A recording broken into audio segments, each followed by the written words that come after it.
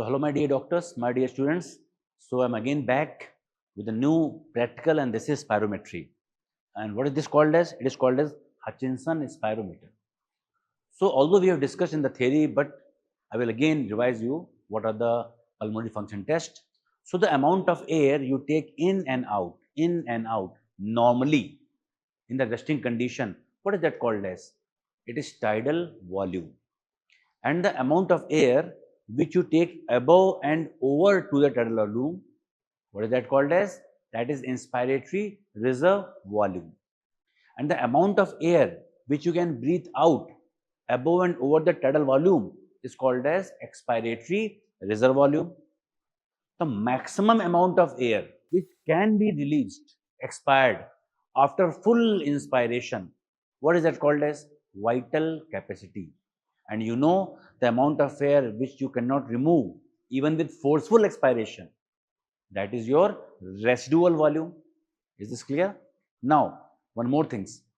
What is the amount of air right now in your lung?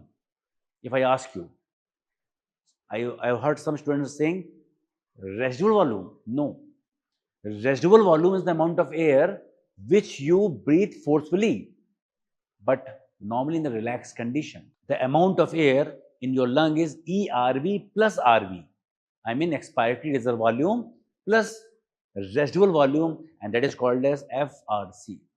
So everyone in the resting condition is having amount of air in the lung that is called as equilibrium volume is actually FRC. So amount of air in your lung in the resting condition is functional residual capacity. One more thing, doctor. If you combine vital capacity with the residual volume, it is called as total lung capacity. Now, this is a simple classical spirometer used very in the olden time, okay, to measure tidal volume. You can measure vital capacity. You can measure expiratory reserve volume. So these can be measured by this simple spirometry. You cannot measure residual volume. Okay. So what is the technique? See, this is a Hutchinson spirometer.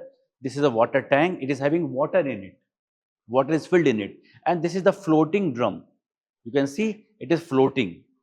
And it is also counterbalanced by weight, so that when you expire the air, this is the mouthpiece. So when we expire the air, it will float upward. So by this can move. So if you see, if you target this to 0 pointer like this, okay, and if you expire, when you expire, it will move like this, and you can calculate. This is the simple principle.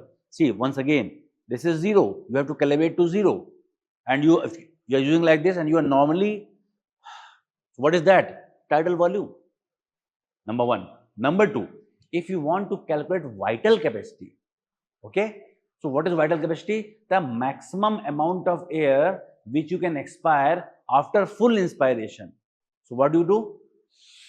And then again you will expire, and it will do like this, and you will get vital capacity. Very simple.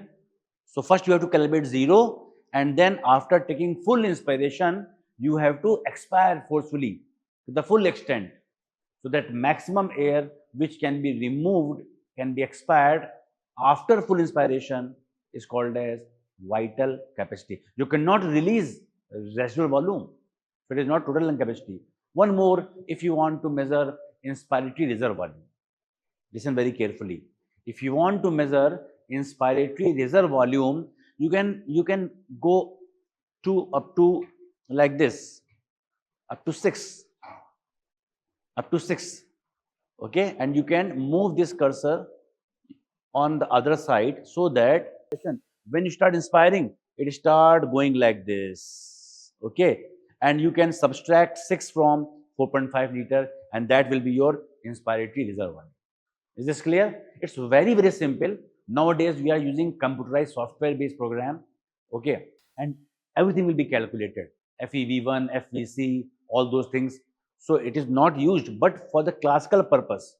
So at least for, as per NMC guideline, you must know the part of Hutchinson spirometer. This is the floating drum cylinder, this is the water tank, this is the rubber tube, this is the mouthpiece, okay, at least, and how you perform this.